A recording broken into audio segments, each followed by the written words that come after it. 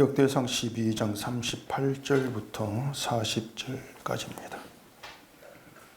이 모든 군사가 전열을 갖추고 다 성심으로 헤브론에 이르러 다윗을 온 이스라엘 왕으로 삼고자 하고, 또 이스라엘의 남은 자도 다 한 마음으로 다윗을 왕으로 삼고자 하여 무리가 거기서 다윗과 함께 사흘을 지내며 먹고 마셨으니, 이는 그들의 형제가 이미 식물을 준비하였음이며, 또 그들의 근처에 있는 자로부터 이사갈과 스불론과 납달리까지도 나귀와 낙타와 노새와 소에다 음식을 많이 실어왔으니, 곧 밀가루 과자와 무화과 과자와 건포도와 포도주와 기름이요 소와 양도 많이 가져왔으니, 이는 이스라엘 가운데에 기쁨이 있음이었더라.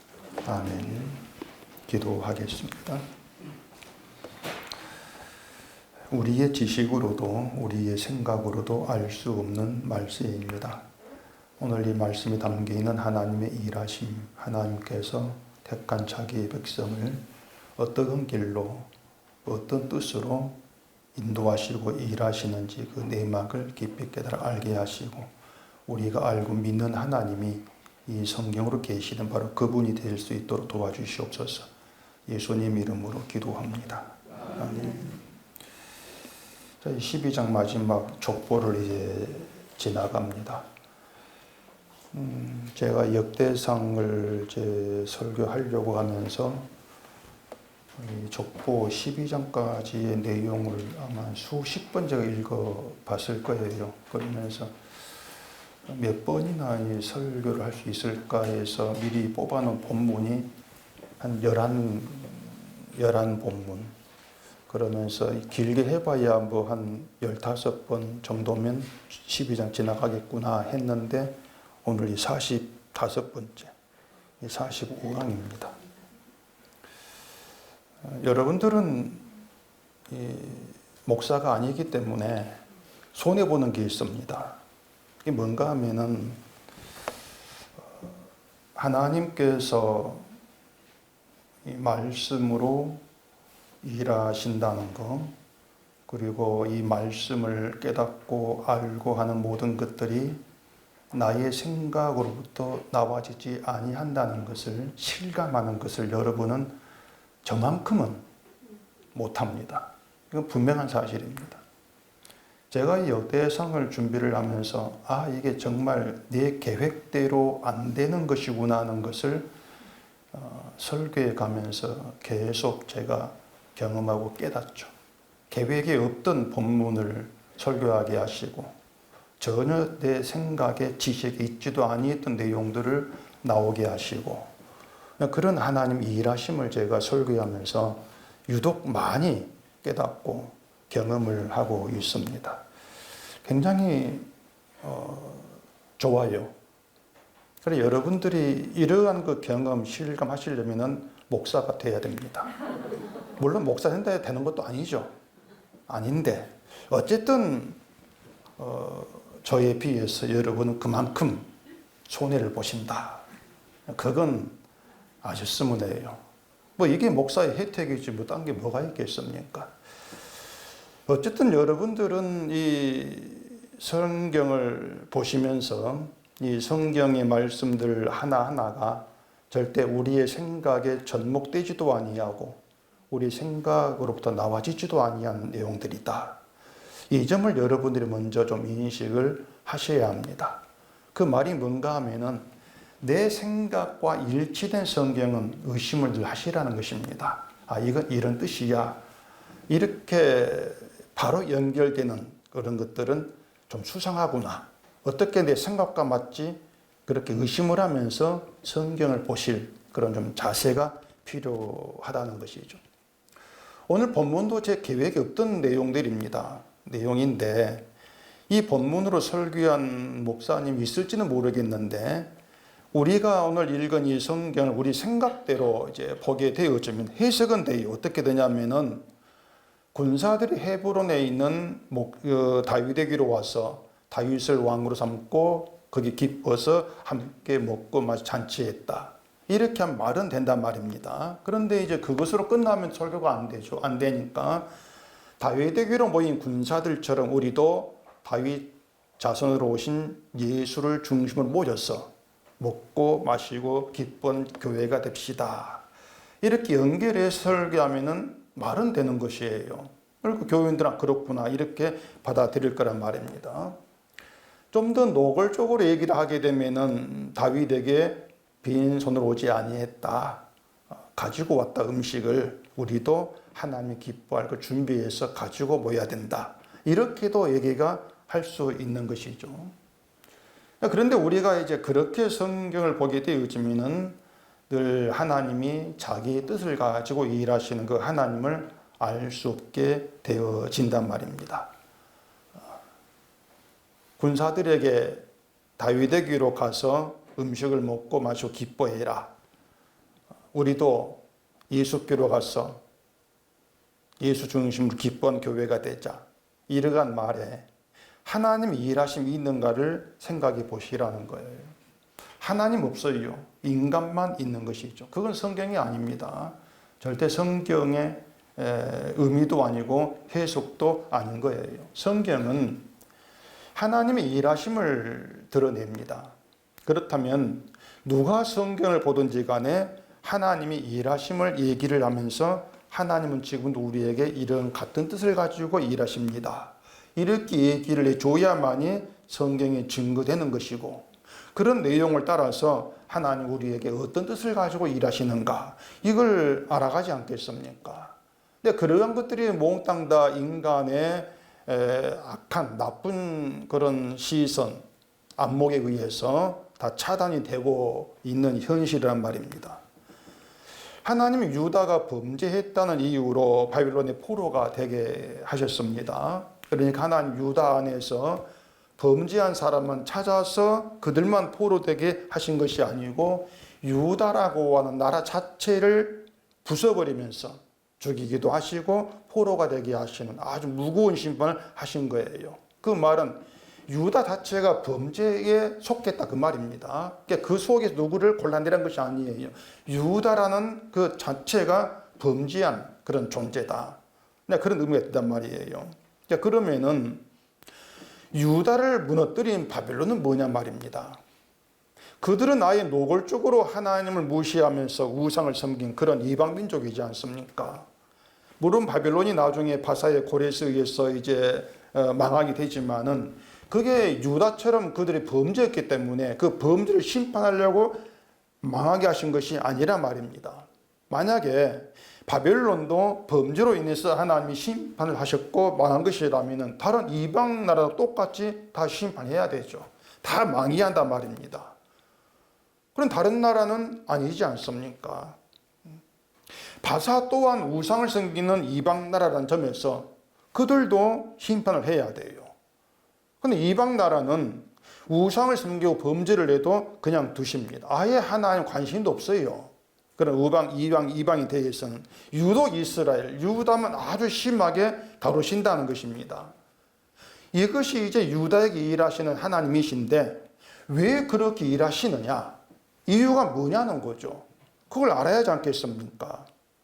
유다 입장에서는 하나님이 왜 그토록 자기들을 혹독하게 다루시는지 그 이유를 모른다면은 자기들이 당하는 사건에 깔려있는 하나님의 뜻을 알 수 없게 되는 것이에요.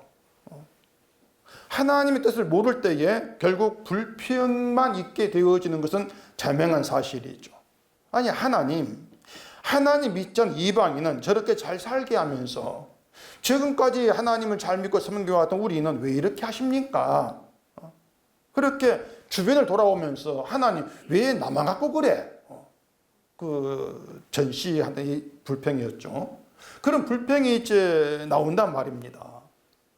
근데 우리가 그렇게 불평한다고 해서 달라지는 게 아니에요, 또. 오히려 하나님은 그 이방인, 그들을 더 잘되고 형통하게 하면서 불평을 이끌어내시는 분이다. 이렇게 보셔야 한다는 것이에요. 그러니 왜 그렇게 일하시느냐고 하는 것이죠. 잠언서 24장에 보면은 너는 행악자들을 말미암아 분을 품지 말며 악인의 형통을 부러워하지 말라냐 그런 말이 있습니다. 그 뒤에 악인의 등불은 꺼지리라 이런 말이 뒤에 이제 나오고 있는데 악인의 등불은 꺼진다 이 말 눈에 안 들어와요. 안 들어오고 악인의 형통만 좋게 보인단 말입니다. 자 그러면은 하나님 왜 악인을 형통하게 하십니까? 이렇게 묻는다면 그 답이 뭐겠습니까? 그 답을 어떻게 우리가 얘기를 해야 되겠어요? 시편 73편을 찾아보십시다. 시편 73편 1절입니다. 하나님이 참으로 이스라엘 중 마음이 정결한 자에게 선을 행하시나 나는 거의 넘어질 뻔하였고 나의 걸음이 미끄러질 뻔하였으니 이는 내가 악인의 형통함을 보고 오만한 자를 질투하였음이로다. 그들은 죽을 때에도 고통이 없고 그 힘이 강건하며 사람들이 당하는 고난이 그들에게는 없고 사람들이 당하는 재앙도 그들에게는 없나니 이렇게 뒤에 계속 악인의 형통이 이어지고 있어요.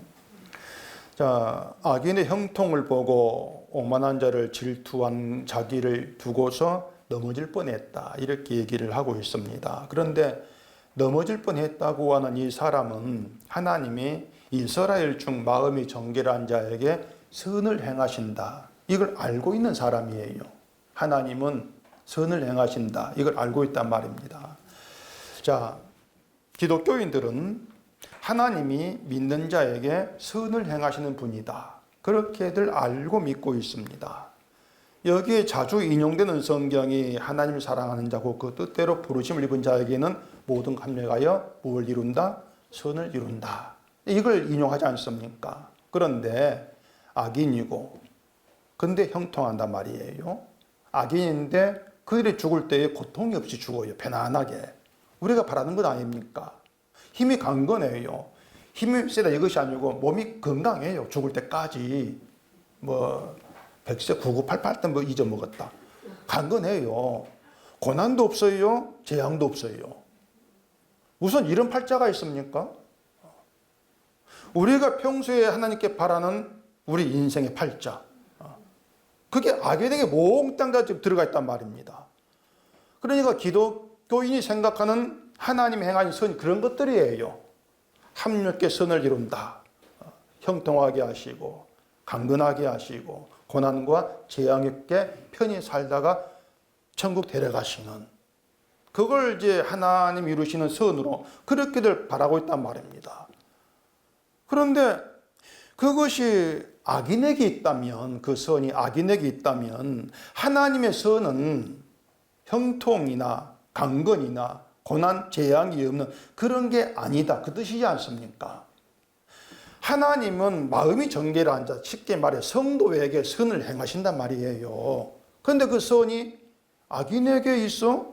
그건 선이 아니야. 이런 결론을 일단 우리가 내려야 한단 말입니다. 다시 또 시편 73편 12절 봐보십시다.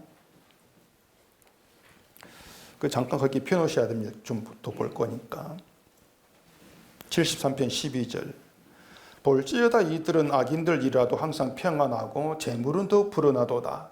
내가 내 마음을 깨끗하게 하며 내 손을 씻어 무죄하다는 것이 실로 헛되도다. 뭔가 좀 화가 좀 안 납니까? 이걸 읽으면서 악인들이라도 항상 평안하다. 더구나 재물이 더 불어나요. 악인이 부족함이 없는 거예요. 악인인데. 이 내용이 이대로 현실로 나타난다면 여러분은 어느 쪽에 있고 싶습니까? 악인입니까? 신자입니까? 어느 쪽입니까?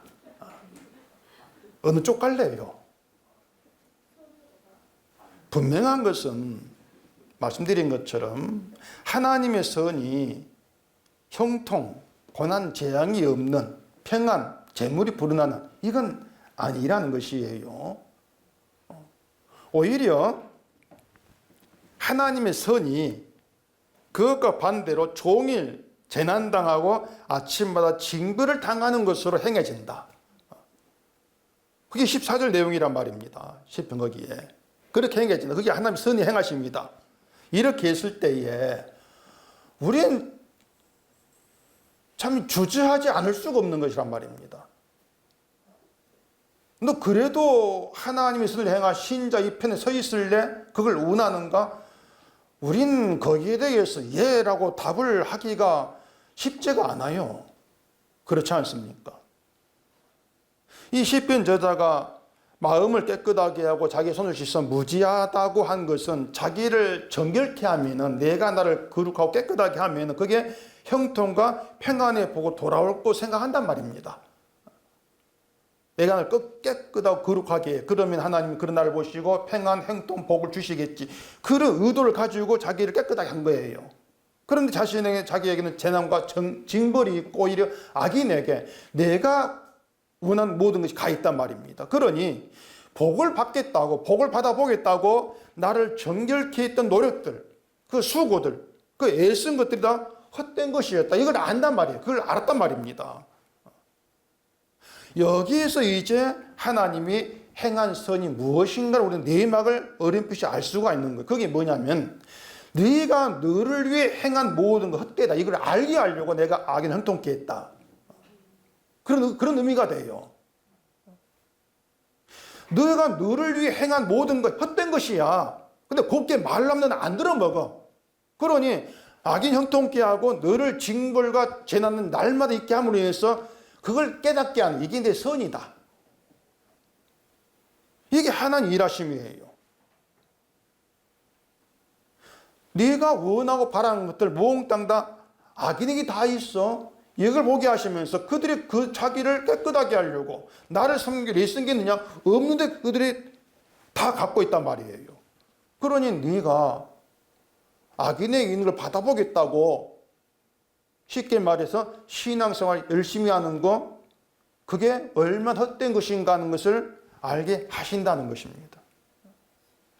그렇게 우리의 애쓰고 힘쓰는 것들을 헛된 것으로 알아가게 하시는 것이 그게 하나님이시에요. 주시는 것이 아니고 헛된 거야. 이걸 드러내신단 말입니다. 자, 또 시편 73편 계속의 16절 봐보십시다. 내가 어쩌면 이를 알까 하여 생각한즉 그것이 내게 심한 고통이 되었더니 하나님의 성소에 들어갈 때에야 그들의 종말을 내가 깨달았나이다. 주께서 참으로 그들을 미끄러운 곳에 두시며 파멸에 던지시니 그들이 어찌하여 그리 갑자기 황폐되었는가 놀랄 정도로 그들은 전멸하였나이다. 이게 이제 이 시편 저자 깨닫게 된 악인의 실상이에요. 그들의 장래. 악인의 형통을 질투했던 이 사람은 하나님의 성소에 들어갈 때에야 그들의 종말을 깨달았다고 합니다. 그들 현실을 알게 되었다는 것이에요. 그러니까 하나님의 성소에서 악인의 형통이 아니라는 것을 알았다는 것입니다. 그들이 누렸던 그 형통, 재물, 평안, 이런 모든 것들이 그들이 미끄러지는 것을 막을 수 있는 힘이 안 되었다. 이걸 안다는 거예요. 자, 그러면은 성소에 무엇이 그런 깨달음이 있게 했는가? 이걸 이제 알아야 되겠죠. 자, 하나님의 성소에 들어갔을 때 드러나는 인간은 오직 하나입니다. 성소에서 드러난 인간됨. 그게 하나인데, 그게 뭐냐면은 그 사람이 형통하든 강건하든 고난과 재앙이 없고 평안히 살다가 아무 고통 없이 죽는다 할지라도, 우리가 원하는 모든 복을 다 누리고 산다 할지라도 단 하나, 성소에서는 그 사람은 범죄한 인간이다. 딱 그걸로 드러나는 거예요. 범죄한 인간이고 용서받아야 될 인간이다. 그렇게만 드러납니다. 그 외에 다른 건 없어요. 그게 성소예요. 성소에서 해석된 인간. 딱 그렇게 생각이 든단 말입니다. 그러니까 하나님의 용서가 있는 성소에 들어가 있지 아니한다면 그 운명은 오직 심판이고 파멸이다. 이걸 저자가 본 거예요. 그렇기 때문에 26절에서 내 육체와 마음은 쇠약하나 하나님은 내 마음 반석이시요 영원한 분기이시라 이렇게 말한단 말이에요. 나를 형통케 하는 그 하나님을 반석이라 하는 것이 아니고, 육체와 마음은 세상의 여러 힘든 일을 쇠약하는데, 그런데 용서하시는 하나님이 내 마음의 반석이었구나. 이게 성수에서 알게 된 하나님이시란 말입니다. 그 고백이 있게 하시는 것이 하나님께서 행하시는 선이에요. 그게 선한 일이에요. 그런데 이제 우리가 또 한 가지, 하나님이 그렇게 선을 행하신다는 것을 하나님이 용서를 알게 하시는 것이구나, 그렇게 쉽게 생각을 하고 넘어갈 문제는 아닙니다. 그렇게 우리는 용서를 너무 익숙하니까 나 용서 안한다, 그래 그럼 넘어가자, 이렇게 한단 말이에요. 하나님이 용서를 안다는 것은 내 죄를 안다는 것이고요, 내 죄를 안다는 것은 하나님이 나를 불쌍히 여겨주심으로 살게 하신다, 이걸 알고 감사한다는 것입니다. 죄를 아는 거예요. 근데 우리는 실제로 그렇게 살고 있지를 않는단 말입니다. 그 증거가 뭐냐? 악인 형통을 부러워하는 거예요. 그게 내 죄인됨을 아는 자로 사는 것이 아니다, 그 증거예요.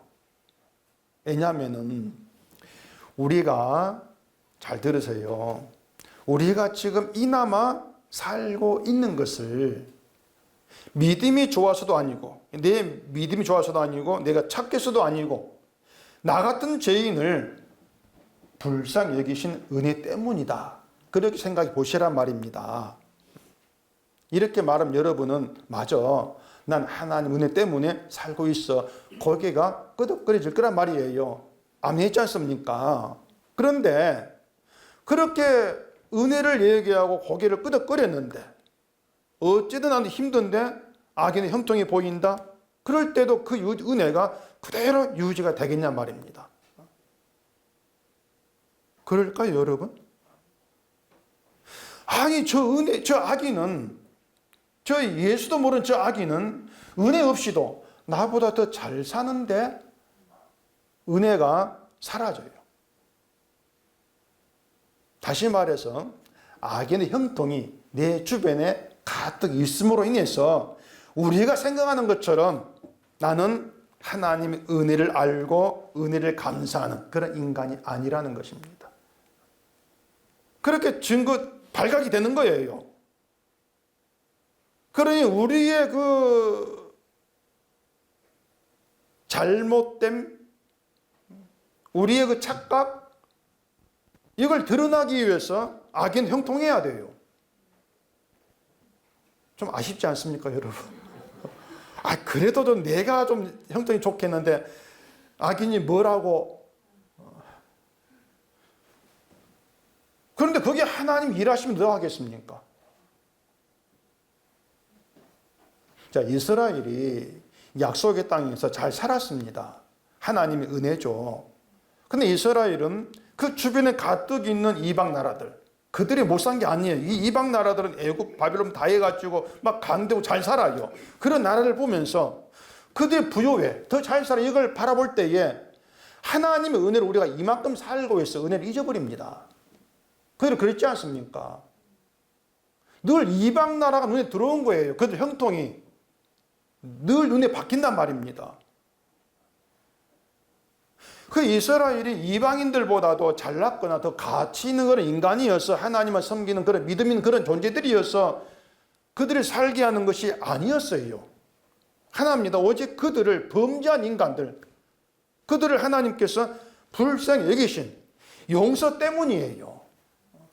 그 용서 때문이라는 것을 하나님 이스라엘 속에 성전 제사를 통해서 계속 보여주시는데 이스라엘은 그걸 잊어버린단 말입니다. 그러니까 제사 드리면서 양 잡고 피 흘리면서 그걸 잊어먹는 거예요. 주변 이방 나라 때문에. 그래서 하나님 어떻게 하시는가 하면은 그들을 아예 이방인의 포로가 되게 만들어버립니다. 포로가 되게 해서 성전에 있는 게 뭔가 이걸 보게 만들어 가시는 것이고, 성전에 있는 그게 이스라엘의 유다의 기쁨이 되도록 그렇게 일을 행하시는 거예요. 그러니까 이방인에게 있는 게 기쁨이 아니고 성전에 있는 것이 너의 기쁨이야. 그런 이스라엘로 만들어 가시는 거예요. 이걸 성전을 건축한 솔로몬이 알고 이야기를 한 것이 있습니다. 열왕기상 8장 가보십시다. 열왕기상 8장 44절입니다. 주의 백성이 그들의 적국과 더불어 싸우고자 하여 주께서 보내신 길로 나갈 때에 그들이 주께서 택하신 성읍과 내가 주의 이름을 위하여 건축한 성전이 있는 쪽을 향하여 여호와께 기도하거든 주는 하늘에서 그들의 기도와 간구를 들으시고 그들의 일을 돌아보옵소서. 범죄하지 아니하는 사람이 없사오니 그들이 주께 범죄함으로 주께서 그들에게 진노하사 그들을 적국에게 넘기심에 적국이 그들을 사로잡아 원근을 막론하고 적국의 땅에서 땅으로 끌어간 후에. 자, 계속 펴놓으십시오. 자, 여기 보면은 성전이 있는 쪽을 향하여 기도하거든 주는 하늘에서 그들의 기도와 간구를 들으시고 돌아봐 달라. 이렇게 솔로몬이 하나님 간구를 한단 말입니다. 우리가 알고 있는 대로 성전을 하나님께 기도하는 집, 이렇게 이제 얘기를 하는 것이겠죠. 그런데 그 뒤에 이어서 하는 말이 뭐냐면은 범죄하지 않는 사람이 없다. 그렇게 얘기하면서 범죄한 자를 적국에 사로잡아가게 하시는 하나님의 일을 솔로몬이 얘기를 하고 있단 말입니다. 지금 이때는 이스라엘이 분열되기도 전이고 유다가 망하기 전이에요. 근데 솔로몬이 적국으로 사로잡혀가게 하시는 그 하나님의 일을, 그 얘기를 지금 얘기를 하고 있단 말이에요. 이건 솔로몬이 나중 일을 알아서 미리 예언하고 있는 그런 또 의미라기보다도 하나님은 이스라엘이 아니고 이 성전을 중요시하고 일하신다. 성전을 위해서라면 유다를 적국에 넘겨버리는 그런 일을 하시는 하나님이다. 그 일을 지금 솔로몬이 얘기한단 말입니다. 만약에 하나님이 이스라엘을 중요하게 여기신다면은 그들이 범죄했을 때 야야 좀 죄짓지 마라 책망을 하고 벌을 주신다 할지라도 적국에 넘기시겠습니까? 안 하죠. 이스라엘 중요하다면은. 그런데 적국에 넘겨버리신다는 얘기는 하나님께는 이스라엘보다 더 중요한 게 성전이다. 그걸 솔로몬이 아는 거예요. 때문에 하나님 이렇게 일하실 분이야. 오직 성전을 위해 일하실 분이야. 그 얘기를 하고 있단 말입니다. 자, 다시 열왕기상 8장 47절 보십시다. 그들이 사로잡혀간 땅에서 스스로 깨닫고 그 사로잡은 자의 땅에서 돌이켜 주께 간구하기를 우리가 범죄하여 반역을 행하며 악을 지었나이다 하며 자기를 사로잡아간 적국의 땅에서 온 마음과 온 뜻으로 주께 돌아와서 주께서 그들의 조상들에게 주신 땅, 곧 주께서 택하신 성읍과 내가 주의 이름을 건축한 성전 있는 쪽을 향하여 주께 기도하거든 주는 계신 곳 하늘에서 그들의 기도와 간구를 들으시고 그들의 일을 돌아보시오며 주께 범죄한 백성을 용서하시며 주께 범한 그 모든 허물을 사하시고 그들을 사로잡아 간 자 앞에서 그들을 불쌍히 여김을 엿게 하사 그 사람들로 그들을 불쌍히 여기게 하옵소서. 자, 이렇게 되어 있어요. 적국에 넘기신 그 이유가 뭐냐는 것은 그동안 누리고 살아왔던 모든 것이 무너지고 없는 적국의 땅에서 그동안 이방인보다 못하다고 생각했던 삶들, 저들의 형통한 우리는 그보다 못해, 그렇게 여겼던 그 삶들이 그것조차 누릴 자격이 없는 죄인에게 공짜로 주어진 은혜였음을 알게 하고 회개하게 하신다. 그게 적국이 넘긴 이유다. 그렇게 서로 얘기하고 있단 말입니다. 하나님 벌주를 넘기신 것이 아니고 다 빼앗아 버리고 적국을 넘겼어. 거기에서 아무것도 없는 자리에서 그동안 너희가 누려왔던 것들이 너희가 잘나서가 아니다. 내가 너희를 용서했고 불쌍히 여긴 은혜 때문에 너희가 그만큼 살아왔는데 그 은혜를 잊었다고 하는 것을 깨닫게 하시는, 그래서 회개하는 가운데 성전에서 기도하기 위한 그런 자로 만드시려고 넘기신다. 그렇게 솔로몬이 얘기하고 있는 거예요. 적국이 넘겨지기 전 없었던 회개의 기도가 적국의 땅에서 있게 하신다는 것입니다.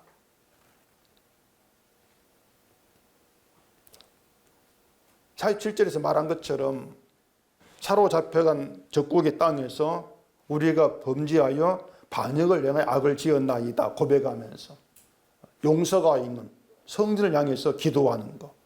그리고 하나님 그 기도를 들으시고 성전에 있는 곳으로 돌아오게 하신다. 이스라엘을 위해서가 아니고 성전을 위해서 돌아오게 하신다는 거죠. 그러니까 하나님의 뜻이 뭔가 하면은요, 이스라엘을 이방인이 누리는 세상에 있는 것, 세상에 그거 말고 성전에 있는 하나님의 용서를 알고 용서를 기뻐하는 자 되게 하는 것. 그게 하나님의 뜻이란 말이에요. 이게 하나님이 행하시는 선한 일이기 때문에 하나님은 이스라엘이 아니라 성전을 중요시한다. 그렇게 말씀을 드리는 겁니다. 성전에 담겨있는 하나님의 것. 그게 증거되는 것을 하나님께서 중요시한다는 것이죠.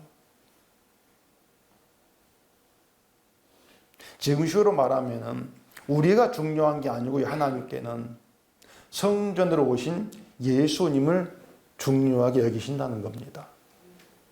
뭐 그게 당연한 게 아니겠습니까 하겠지만은 우리가 하나님을 찾고 구하는 걸 보면은 당연한 것을 당연하게 받아들이지를 않는다는 걸 우리가 알 수가 있어요.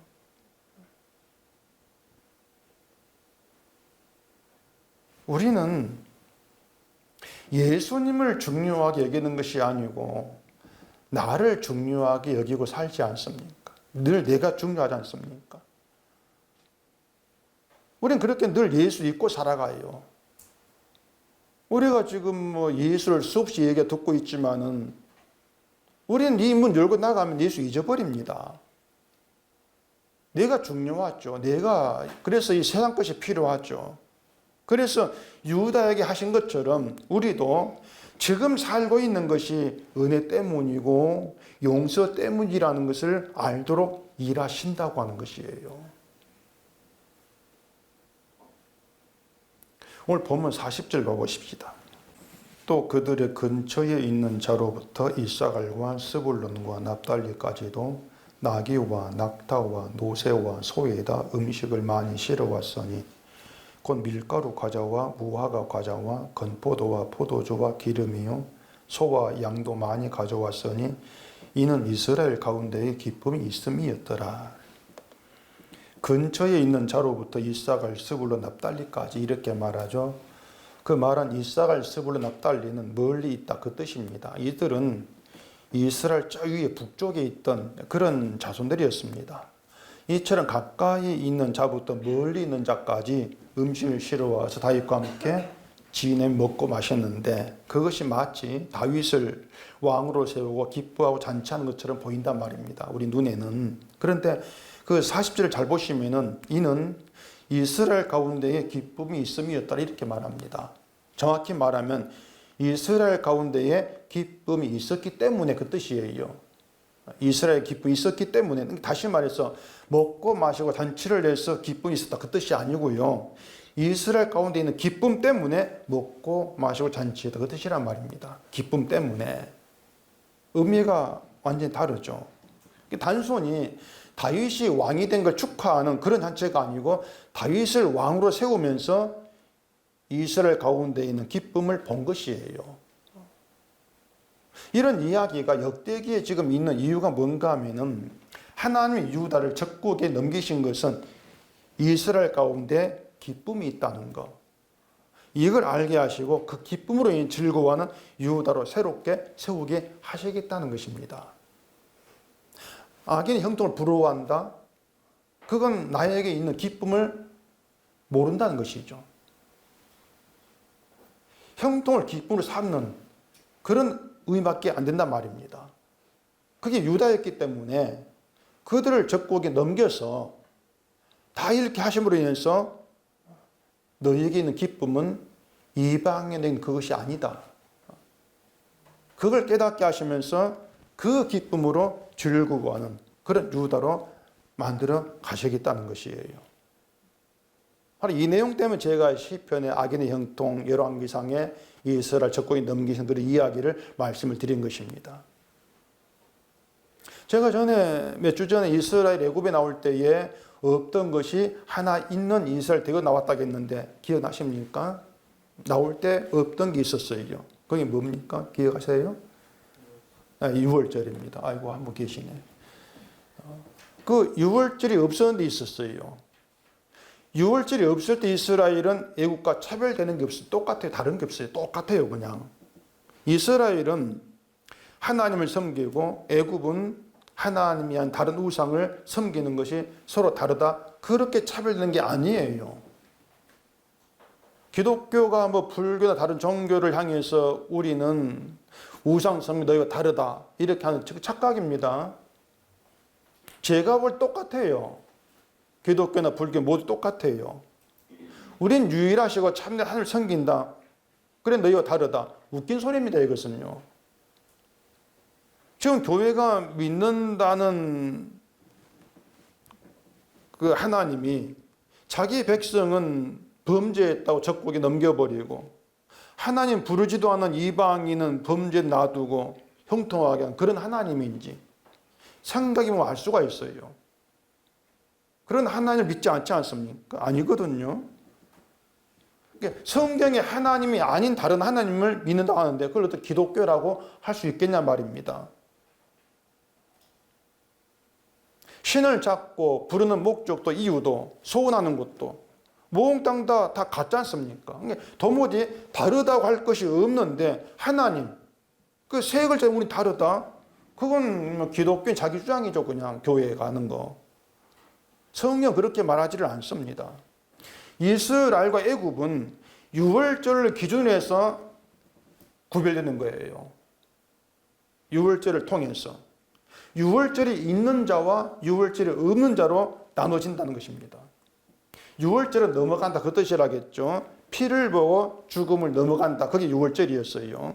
이스라엘이 죽음의 재앙에서 살아난 것은 그들이 애국과 달라서가 아니고 피 때문이었다지 않습니까? 피 때문이었다.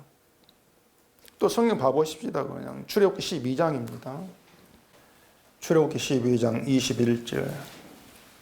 모세가 이스라엘 모든 장로를 불러서 그들에게 이르되 너희는 나가서 너희의 가족대로 어린 양을 택하여 유월절 양으로 잡고 우슬초 묶음을 가져다가 그릇에 담은 피에 적셔서 그 피를 문인방과 좌우 설주에 뿌리고 아침까지 한 사람도 자기 집 문 밖에 나가지 말라.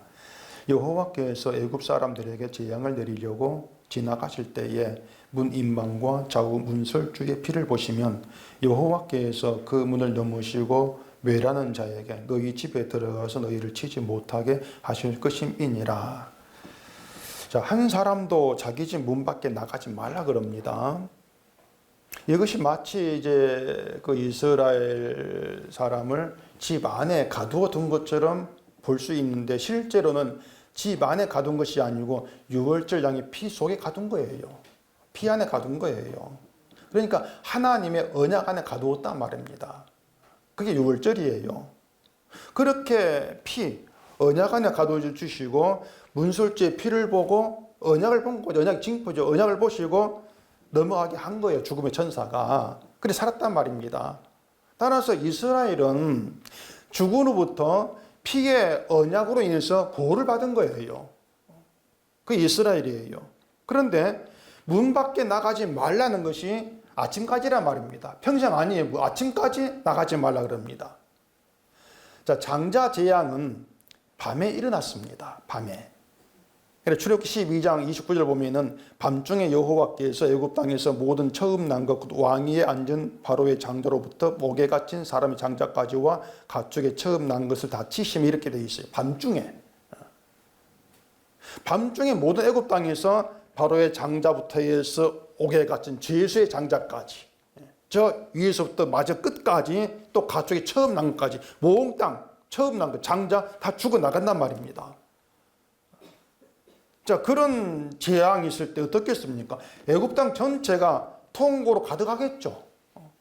장자라고 한 집안의 기둥인데 대를 이어갈 존재인데 장자가 죽어요. 온 애굽 땅이 통고로 가득할 거란 말입니다. 그런데 이스라엘 좀 조용해요. 평안해요. 이것이 언약의 피 안에 갇힘으로 누리는 효력이에요. 보호한다. 죽은 옷. 이게 효력이에요. 자, 그럼 이스라엘에게 아침까지라고 했으니까 아침이 나올 거 아닙니까? 아침은 어떤 광경으로 다가오겠습니까? 애굽의 모든 장자가 죽었는데 우린 살았다. 그게 아침이에요. 우린 살았구나. 감격과 감사가 있는 아침. 은혜를 깨닫는 아침. 그것이 어린 양의 피의 효력이구나. 우리가 피에 갇혀있던 그 기간 동안에 누리는 효력이었구나. 그걸 알고 피가 있다는 게 기쁨이란 말입니다. 그게 6월절이에요.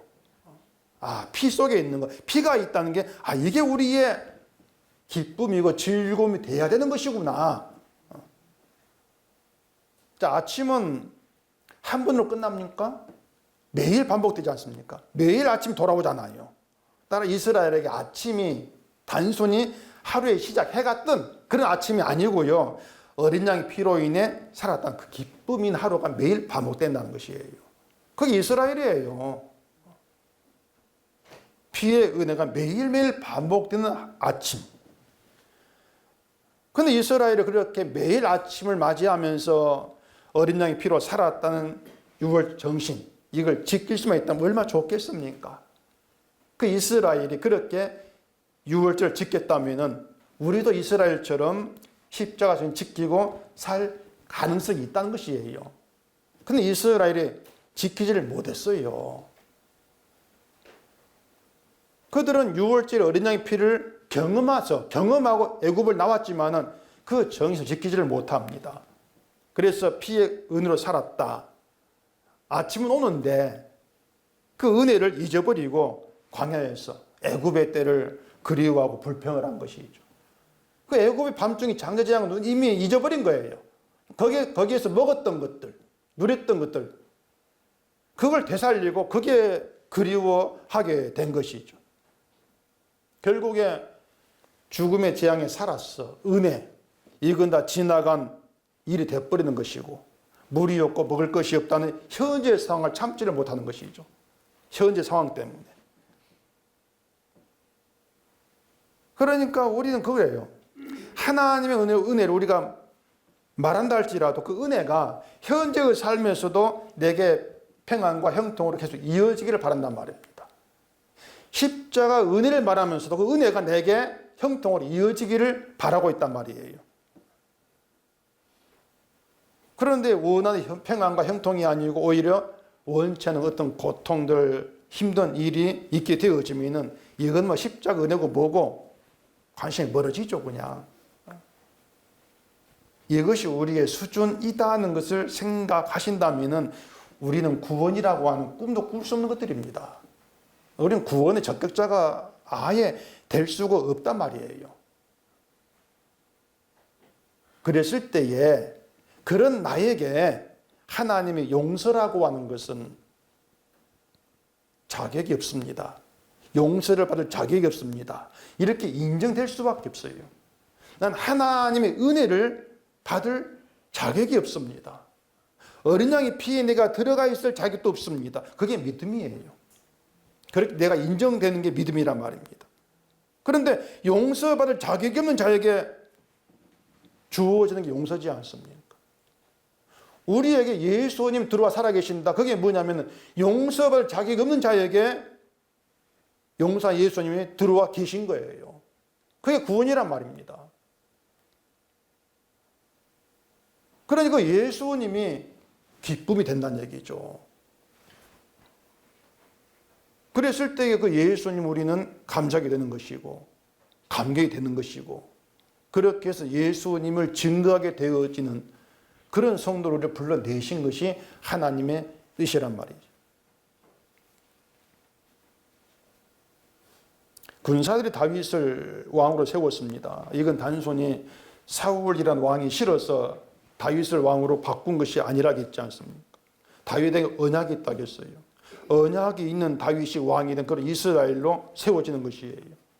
그게 사울 나라와 다른 점입니다. 사울에게는 언약이 없어요. 다윗은 언약이 있고.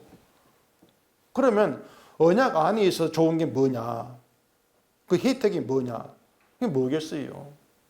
앞에서 말씀드린 것처럼 어린 양의 피 안에 누리는 그 혜택, 죄인인데 하나님 앞에서 산다는 것이죠. 죄인인데 하나님과 함께하는 화목에 있게 되어진다는 얘기죠. 그게 가능한 것은 어린 양의 피가 죄를 덮어서 죄 없는 자로 우리를 하나님 앞에 세우기 때문이다. 이것이 언약 안에 있는 자가 누리는 생명 축복이에요. 그리고 언약 이스라엘 가운데 있는 기쁨인 것이고요. 그 기쁨 때문에 다윗과 함께, 언약인 다윗과 함께 먹고 마시고 즐겼다. 그런 이야기를 역대기에 하고 있단 말입니다.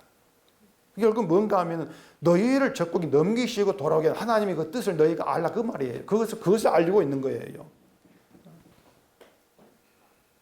그러니까 다윗에게로 오는 군사들은요, 다윗을 왕으로 세워가지고 우리는 사울보다 더 잘 먹고 잘 사는 나라를 만들어보자. 그것이 아니지 않습니까? 그런 취지로 다윗에 온 것이 아니에요. 그게 뭐냐면 우리가 예수님께로 가게 되어진 것이 나한테 잘 되기 위해서 가게 된 것이 아니란 말입니다. 다윗의 군사들은 하나님께서 다윗에게 붙인 사람들이에요. 그것은 군사들이 자기의 뜻으로 온 것이 아니고 하나님의 뜻에 의해 보내받았다는 얘기죠.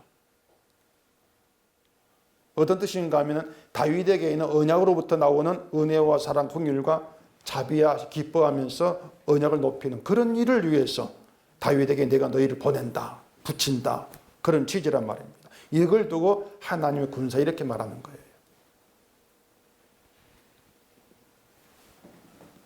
이것이 유다를 바빌론 넘기신 이유다. 그렇게 이제 해석이 되는 거죠. 유다가 범죄해서 바빌론에 포로가 되었는데 그 말은 포로되기 전에는 범죄하지 아니했다. 그 뜻이 아니라겠지 않습니까? 유다는 어느 한순간도 범죄했다는 것에서 벗어나지를 못해요. 약속의 땅에서 평안 잘 살 때도 그들은 범죄한 자들이었습니다. 범죄한 자들이에요. 하나님은 죄에 대해 분노하시죠. 그렇다면 유다는 날마다 하나님의 분노의 대상이에요. 약속의 땅에 잘 살 때에도 분노의 대상이에요. 그런데도 잘 살아왔다는 것은 어린 양의 피의 은혜가 있었기 때문이다. 피의 효력이 혜택이다. 그렇게 은혜 혜택을 누려온 것이란 말입니다. 그런데도 매일 아침 맞이하면서 은혜는 잊어버리고 이방 형통을 보고 부러워하고 그들의 시선을 두드란 얘기죠. 그게 언약을 멸시하는 것이에요. 그래서 다 뺏어버리고 포로되게 해서 그들이 잘해서 살아온 게 아니고 은혜 때문이었다. 이걸 알게 하시고 성전왕에서 회개의 기도가 있게 만들어 가신단 말입니다. 유다를 위해서가 아니고 언약을 위해서 그렇게 일하신다는 것이죠. 이건 지금도 변하지 않습니다. 하나님은 우리를 위해서가 아니고 언약으로 오신 주를 위해서 일하신다. 이걸 잊으면 안 돼요. 우리를 예수께로 붙이신 것도 나를 구원하기 위해서가 아니고 예수님에게 흘러나오는 하나님의 사랑과 용서, 긍휼로 기뻐하고 감사하는 그런 자로 만들어서 그 예수의 피로 완성된 십자가 새 언약을 증거하게 하겠다. 그래 언약을 위해서 내가 너희를 그렇게 내 아들에게 보낸다, 붙인다. 그런 취지란 말이에요. 그래서 여러분에게 지금 주어지고 있는 혜택을 좀 바르게 볼 수 있어야 돼요. 우리가 예수를 믿고 십자가를 믿는다. 이렇게 얘기하는데 세상에 살면서 늘 우리 우선순위 나다. 결국 뭔가 하면은 내가 하나님의 분노의 대상이란 말입니다. 우리는 예수를 믿는다 하지만 한순간도 범죄하지 않은 적이 없습니다. 이걸 제가 자꾸 말씀드리는 것은 우리는 구원받을 자격도 복받을 자격도 용서받을 자격도 없다는 것이에요. 우리가 예수 없는 사람의 형통을 부러워하는 것은 내가 형통하게 살 자격이 없다는 걸 무시하는 것입니다. 그걸 덮어버리는 것이에요. 결국은 남의 형통을 부러워하는 것으로도 나는 나의 자격 없음을 모르는 미련한 존재. 그렇게 드러난단 말입니다. 그러니 죄인이라고 말한다고 해서 죄인을 알고 착각하지 마시는 것이에요. 그렇게 우리는 하나님의 분노의 대상밖에 안 돼. 이걸 알게 하시면, 그러면 지금까지 내가 살아온 건 뭐지? 나를 살아오게 한 것은 뭐지? 용서의 은혜, 그 혜택 때문이었구나. 그걸 아는 길을 우리 이끌어 가시는 것이죠. 그렇게 언약이 완성된 십자가에 우리 마음을 붙들어 놓으신다는 얘기입니다. 그렇게 해서 다 이루었다고 하신 언약의 완성을 나타내고 증거하기 위해서 우리를 예수께 있게 하시는 것이에요. 그것이 아무 자격 없는 우리가 성도의 신분으로 존재한 내막이다. 이렇게 받아들이시면 되는 겁니다. 여러분이 잘난 건 아무것도 없어요. 예수를 믿고 구원받을 어떤 그 자질 그런 인간데 아무것도 없어요. 그냥 분노의 대상 그것뿐이에요. 근데 하나님께서 분노를 갚지 않고 이런 분노를 예수께 다 얹어버리시고 그 예수의 피 안에 우리를 가두어서 그 피로 우리를 지키면서 끌어가신 이유 딱 하나란 말입니다. 언약을 다 이루신 십자가에 있는 하나님의 사랑 은혜를 늘 증거하는 그런 도구로 내가 너를 쓰겠다는 얘기죠. 이것이 우리를 용서 안에 있게 하신 이유입니다. 그리고 이 은혜가 용서가 계속되기 때문에 우리가 천국에 있게 되어지는 것이죠. 이게 성도에게 베푸시는 기쁨이에요. 은혜고. 이 기쁨을 아는 성도로 계속 우리를 끌어가기 위해서 이 세상의 형통을 부러워하는 처지로 만들기도 하는 거예요.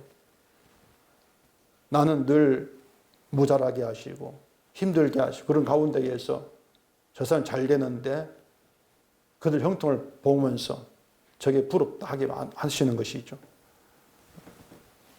그러면서 야, 너 자격 없잖아 봐라. 네가 내 은혜를 안다고 그렇게 우리 추궁하시는 겁니다. 말씀으로.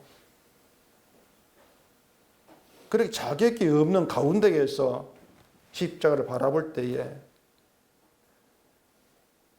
예수 안에 부름받았고 예수께로 부침받았다. 그 사실 하나만으로도 기쁨이 되고 그게 먹고 마시고 기뻐 잔치할 수 있는 이유로 우리에게 주어져 있단 말입니다. 그게 하나님의 선한 행위다. 이렇게 우리에게 다가와지는 것이죠.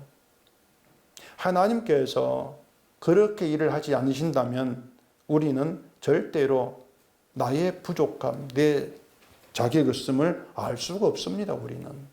우리는 잘났거든요. 잘나지 아니는데 착각해요. 잘났다고. 믿음에서. 나 잘 믿고 있지 않습니까? 근데 평생 이만하면 나는 바르게 살았고 말입니다. 남 괴롭힌 것도 없고 말이죠. 갑질한 것도 없고. 그렇게 우리 나를 늘 긍정적으로 바라본단 말입니다. 그런 것들을 다 박살내버리는 것이 간단해요. 내가 미워하는 자, 악인, 예수를 믿지도 아니하는 자, 그들을 잘되게 하는 그것도 내 바로 옆 사람, 가까운 사람한테 그렇게 보게 하시면서 아니 나는 왜 이렇게 하지? 그 하나만으로도 봐. 너 내 분의 대상밖에 안 네가 은혜를 안다고? 그렇게 죽음이 다가오는 거예요. 그런 죽음으로 다가오지는 자체가 하나님의 선하심이에요. 그게 은혜예요. 그런 죽음을 우리가 깨닫는다고 하는 것이. 그러니 성도라고 하는 것은요. 내 힘으로 살아갈 수 있는 것도 아니고 내 힘으로 나를 지킬 수 있는 것도 아닙니다. 하나님의 철저한 간섭 속에서 정말 이상한 간섭이에요. 그 간섭 속에서 드러나지는 것, 만들어지는 것, 새롭게 세워져 가는 것, 이게 성도예요. 그러니 내가 믿는다. 이런 말 우리가 도무지 할 수 없는 것이죠. 난 믿지 아니한다. 그렇게 말하면 모를까. 믿지 않은데, 믿을 자가 아닌데, 이상하게 말씀 보면 축공이 되고, 이상하게 십자가의 주를 보게 되어지고, 사모하게 되어지고, 은혜가 다가와지고, 그러더라. 우리는 그런 고백을 할 수밖에 없는 거예요.